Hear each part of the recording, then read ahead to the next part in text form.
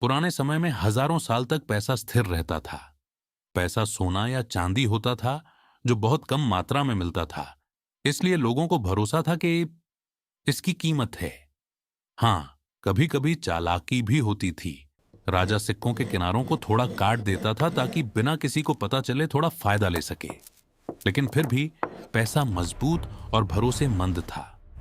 धीरे धीरे सरकारों ने कागज का पैसा जारी करना शुरू किया, लेकिन वह अभी भी सोने या चांदी से जुड़ा हुआ था, इसलिए लोगों का भरोसा बना रहा।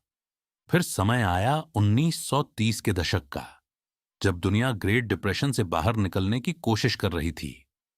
बेरोजगारी बहुत ज्यादा थी और लोग परेशान थे। तभी आए जॉन मेनेट केन्स, जो कैम्ब्रिज के अर्थशास्त्री थे। उन्होंने कहा कि सरकारें पैसे छापकर और खर्च करके मंदी से बाहर आ सकती हैं, और सरकारों को यह विचार बहुत पसंद आया। फिर 1971 में रिचर्ड निक्सन को वियतनाम युद्ध जारी रखने के लिए ज्यादा पैसे चाहिए थे, तो उन्होंने एक बड़ा फैसला लिया, डॉलर को सोने से अलग कर दिया।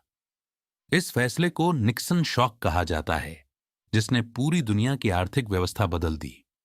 अब सरकारें जितना चाहें उतना पैसा छाप सकती थीं, क्योंकि पैसा अब सोने से जुड़ा नहीं था।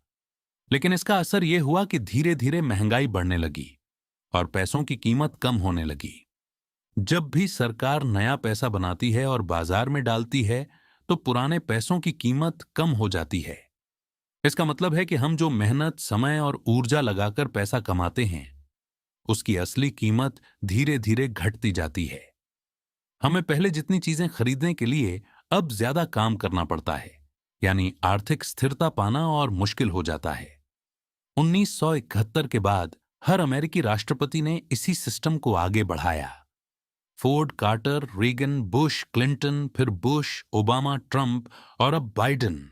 और सिर्फ अमेरिका ही नहीं, दुनिया के कई देशों के सेंट्रल बैंक भी यही कर रहे हैं।